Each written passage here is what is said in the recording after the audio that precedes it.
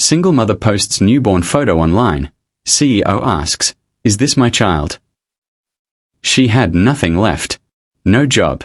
No savings. No man. Just a tiny baby girl wrapped in a hospital blanket. And a secret that was about to destroy a billion-dollar empire. Her name was Maya Collins, 26 years old, living in a one-bedroom apartment in Columbus, Ohio.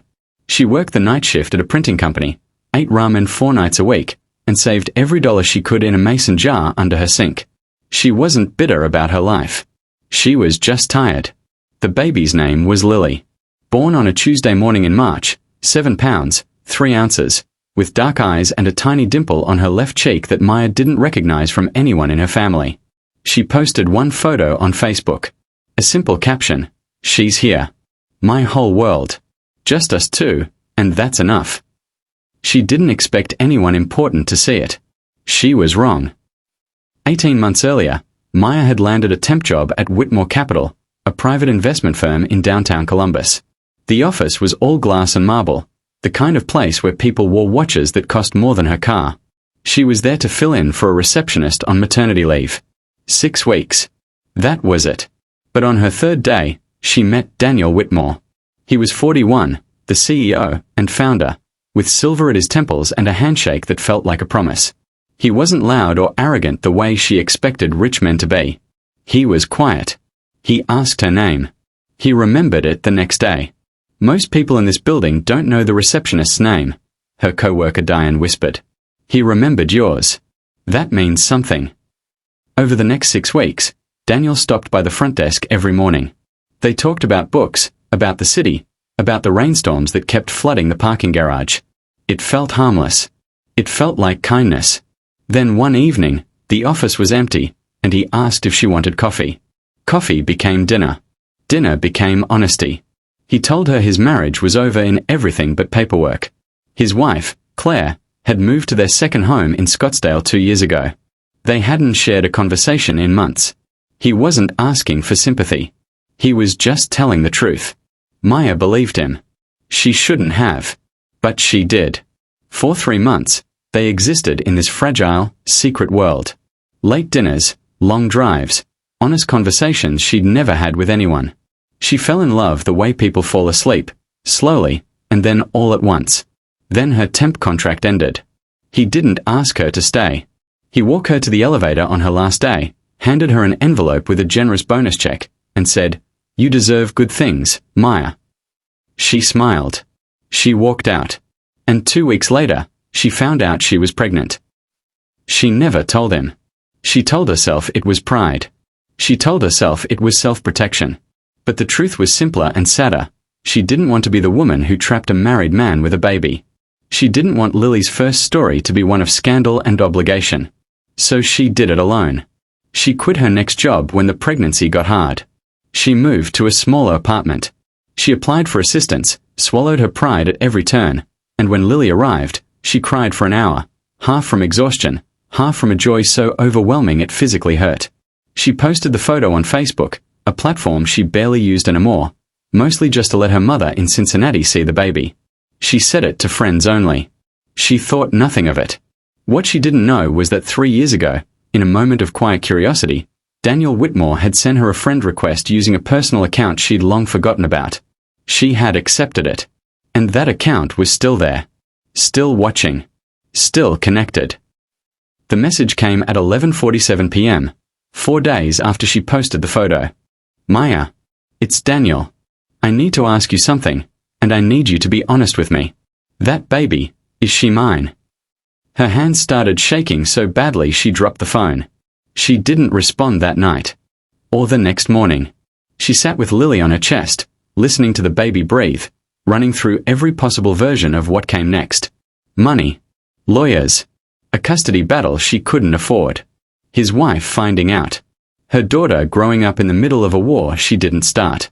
She finally typed back, "What does it matter? You have a wife. You have a life. We were nothing official." His response came in seconds. "My wife and I finalized our divorce 4 months ago.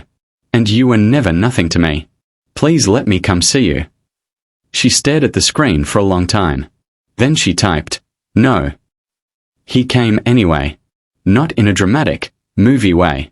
He didn't show up at her door with flowers. He called her mother in Cincinnati. Maya still didn't know how he got that number, and her mother, bless her heart, told him everything. The apartment address. The difficult birth. The nights Maya cried and thought she was failing. He knocked on her door on a Saturday morning. He was in jeans and a plain jacket. No driver. No entourage. Maya opened the door with Lily on her hip and pure fury in her eyes. "You talk to my mother." "She loves you," he said quietly. "She's scared for you." "I'm fine." "I know you are." He looked at Lily. His face changed in a way that broke something open in the room. "She has my mother's eyes," he whispered. "My mother had that same dimple." Maya felt the anger start to crack. "I'm not here to take anything from you," he said. "I'm not here to complicate your life or make this about me. I need to know her. And I need you to know that I'm sorry. For how it ended. For not fighting harder to stay in your life. I was a coward." Lily reached out and grabbed his finger. He looked like he might cry. Maya let him come in. What followed wasn't a fairy tale. It was harder than that and therefore more real. A DNA test confirmed what Daniel already knew. He set up a trust account for Lily without being asked, not as payment, but as a father's promise. He attended every pediatric appointment he could. He learned how Maya liked her coffee and started bringing it on Saturday mornings without making it romantic or pressured. He was patient. He was present. He was exactly the man she'd believed him to be that first year, and she hated how much that meant to her. 3 months in, she found out the truth about Claire. A mutual acquaintance mentioned it casually over brunch. Claire Whitmore had been having an affair for years before Daniel ever met Maya. The marriage over in everything but paperwork story wasn't just his version of events. It was the documented, legally confirmed truth. Daniel had stayed in the marriage longer than he should have because of a joint business venture and because he didn't believe in giving up, not because he was stringing anyone along. Maya drove home and sat in her car for 20 minutes. She had spent 18 months building a wall to protect herself from a man who had never actually lied to her. They took it slowly. Slower than slow. There were arguments, misunderstandings, and nights when Maya lay awake thinking she was making the biggest mistake of her life. But there were also mornings when she watched Daniel feed Lily breakfast, making airplane sounds with a spoon, and felt something settle deep in her chest like an answer she'd been waiting for. On Lily's first birthday, Daniel sat across from Maya after the tiny party ended, wreckage of frosting and streamers everywhere, and said, "I don't want to rush you. I don't want to pressure you. I just want you to know, I choose this. Every day. I choose you both." Maya looked at her daughter, who was sitting in a pile of gift wrap, completely unbothered by the world. She looked back at him. "Ask me again in 6 months," she said. He smiled. "I'll ask you every day until you say yes." She posted another photo a year later. Lily at 2, grinning a gap-toothed smile at a birthday party in a backyard big enough that Maya had cried the first time she saw it. The caption read, "She never needed a perfect story. She just needed people who stayed." The comments were full of strangers saying it made them cry. Maya read every single one, holding her coffee, sitting in the morning quiet before the house woke up. She thought about the girl she used to be, the one eating ramen, hiding money under the sink, too proud to ask for help and too scared to believe she deserved it. Then she heard Lily's feet hit the floor upstairs, and the running, and the laughter, and Daniel's voice saying "Good morning, Bug," and she thought, some things don't need to be explained. They just need to be lived.